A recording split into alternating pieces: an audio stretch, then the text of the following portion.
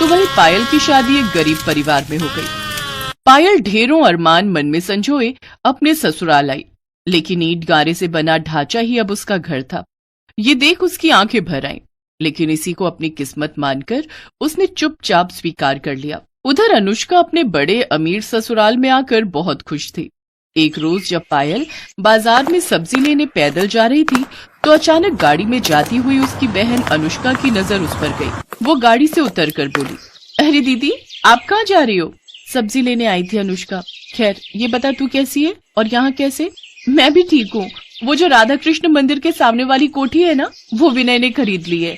अब हम यहीं शिफ्ट हो गए और अभी मैं विनय के साथ मूवी जा रही थी तो आप पर नजर गई, तो सोचा आपसे मिल लूं। वो क्या है ना, हम अमीर लोगों के पास ये सब सब्जी वब्जी लेने का टाइम ही नहीं होता ना, ये काम तो मेरे घर के नौकर करते हैं। मैं तो बहुत मजे में हूँ। अच्छा मैं चलती हूँ, मुझे लेट हो रहा है। वैसे आप कहाँ रहती हैं? त्रिलोकपुरी गाँव, वहीं बस्ती में मेरा घर है। अच्छा खैर, मैं किसी दिन फुर्सत में आपसे मिलने आऊंगी, फिर ढेर सारी बातें करेंगे। Okay bye. ये कहकर अनुष्का अपने रास्ते निकल गई। ऐसे ही समय बीत गया। एक रोज पायल अपने पति उमेश से बोली, सुनिए जी, अपने घर में ना प्लस्तर करवा लो, दीवार की दरारों से मच्छर घुस आते हैं। बस कुछ दिन और गुजारा कर लो, अब रिक्शा चलाने के साथ साथ पढ़ाई भी कर रहा हूँ। भगवान ने चाहा तो जल्दी अच्छी नौकरी भी मिल जाएगी। ऐसे ही समय बीता। एक रोज अनुष्का पायल के घर आई, शॉर्ट ड्रेस, आंखों में चश्मा, हाई हील और हाथ में ढेर सारे गिफ्ट्स लेकर। जब वो अपनी कार से उतरी तो सभी आस पड़ोस के लोग उसे देखते रहे, यहाँ तक कि उसकी खुद की बहन पायल भी उसे पहचान नहीं पाई। अरे अनुष्का तू? बाप रे, तेरा तो स्टाइल ही बदल गया। अब क्या करे दीदी, अमीरों का तो यही लाइफस्टाइल होता है।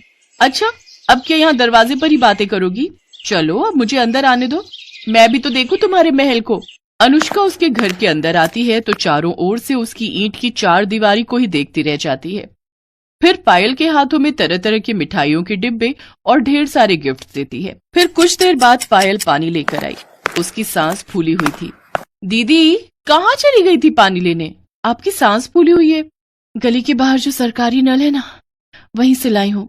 सरकारी नल से? ना बाबा ना, मैं नहीं पीऊंगी, कहीं मेरा पेट खराब हो गया तो। अच्छा वैसे यहाँ अजीब सी बदबू क्यों आ रही है? वो मैंने सुबह लिपाई की थी ना, तो थोड़ी गोबर और मिट्टी की महक तो आएगी ही। यू गोबर, छी! मेरे घर में तो ग्रेनाइट पत्थर लगा हुआ है, वो भी महंगे वाला। अच्छा मैं चलती हूँ। अनुष्का तू पहली बार अपनी बहन के ससुराल आई है, चाय तो पी कर जा। चाय? अब इस गोबर वाले घर में कुछ भी पीने की इच्छा नहीं हो रही। नहीं नहीं रहने दो दीदी, मैंने चाय पीना छोड़ दिया, अब तो मैं सिर्फ केसर पिस्ते वाले दूध ही पीती हूँ। अच्छा मैं आपको ना, मेरे यहाँ संडे पार्टी भी है, उसका इनविटेशन देने आई थी, आपको आना है। ओके, इसी बहाने आप मेरा ससुराल भी देख लोगी। ये कहकर अनुष्का वहां से चली जाती है। उसके जाने के बाद पायल वो डब्बे खोलती है तो उसमें बहुत सारा खाने का सामान था। अब वो परेशान थी कि जब वो अनुष्का के घर जाएगी तो क्या लेकर जाएगी। शाम को उमेश घर आया तो वो बोला, पायल, अमीरों और गरीबों के लाइफस्टाइल में बहुत फर्क होता है, और वो अमीर हैं और हम गरीब, उनके जैसी हैसियत नहीं है हमारी। ऐसे ही दिन बीत गए। पायल को चिंता सताने लगी कि वो अनुष्का के यहाँ क्या लेकर जाएगी। फिर उसे ख्याल आया कि अनुष्का को उसके हाथ के आटे के लड्डू बेहद पसंद है। वो जल्दी से आटे के लड्डू बना लेती है और फिर अगले दिन उन्हें लेकर अनुष्का के घर पहुंच जाती है, जहां वो देखती है कि अनुष्का अपने शीश महल जैसे घर में आराम से बड़े से सोफे पर बैठी है। उसकी ठाट बाट देखकर पायल हैरान रह गई। पायल ने अनुष्का को पुकारा। अनुष्का ने उसकी ओर देखा तो वो गुस्से से भड़क गई। ओफो दीदी, मैं जानती हूँ कि तुम गरीब हो, लेकिन कम से कम तुम्हें इतना तो पता होना चाहिए कि अमीर लोगों के घर कैसे बनकर जाना चाहिए। अरे कम से कम एक जोड़ी नए कपड़े ही खरीद लेती। तुमसे अच्छी तो हमारी एक काम वाली लग रही है। तभी वहाँ अनुष्का के ससुराल वाले भी आ गए। अनुष्का, मैं तुम्हारे लिए अपने हाथों से आटे के लड्डू बनाकर लेकर आई थी। पहले बात अलग थी दीदी, अब मैं अमीर खानदान में आ गई हूँ। जाओ यहाँ से। अब मेरे यहाँ तभी आना जब तुम्हारा ये गरीबी वाला लाइफस्टाइल बदल जाए। बहू, क्या जरूरत थी गरीब लोगों को पार्टी में बुलाने की? अनुष्का, तुम तो इनके यहाँ कितना कुछ लेकर गई थी और ये बेकार से लड्डू लेकर आई हैं।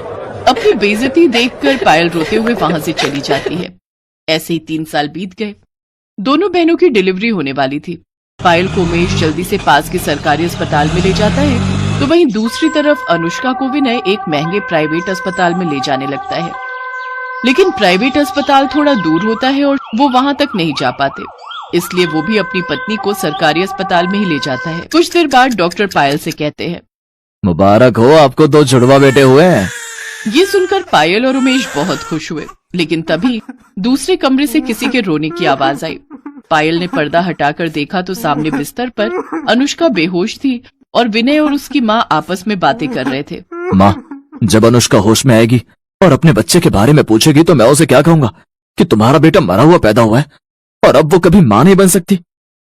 नहीं बेटा, अगर ऐसा हुआ तो वो सदमे में भी जा सकती है या हमेशा हमेशा के लिए कहीं कोमा में ना चली जाए, इसीलिए डॉक्टर ने उसे कुछ भी बताने से मना किया है।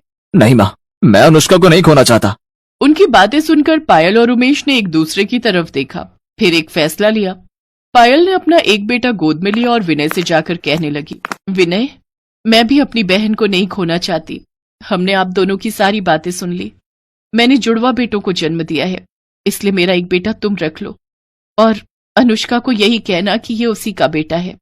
मैं गरीब जरूर हूं, लेकिन दुख तो सबका बराबर ही होता है ना। मेरे बेटे की परवरिश करते समय उसे गरीब और अमीर दोनों के बारे में बताना, ताकि वो गरीबों का दुख भी समझ सके। अनुष्का होश में आ चुकी थी, उसने उनकी सारी बातें सुन ली थी। वो हाथ जोड़कर पायल के सामने रोते हुए कहने लगी, मुझे माफ कर दो दीदी, मैंने आपको कितना भला बुरा कहा। शायद उसी की सजा मुझे मिली है जो भगवान ने मेरा बच्चा छीन लिया, साथ ही हमेशा के लिए मां बनने के सुख से भी वंचित कर दिया। दीदी, आपके बेटे को अपना बेटा समझकर पालूंगी, शायद इससे मेरे सारे पाप धुल जाए। मेरा नहीं बहन, तेरा बेटा, आज से ही तेरा बेटा है। दोनों बहनें रोते हुए एक दूसरे के गले लग गई। आज माँ की ममता ने अमीरी गरीबी के सारे फासले मिटा दिए।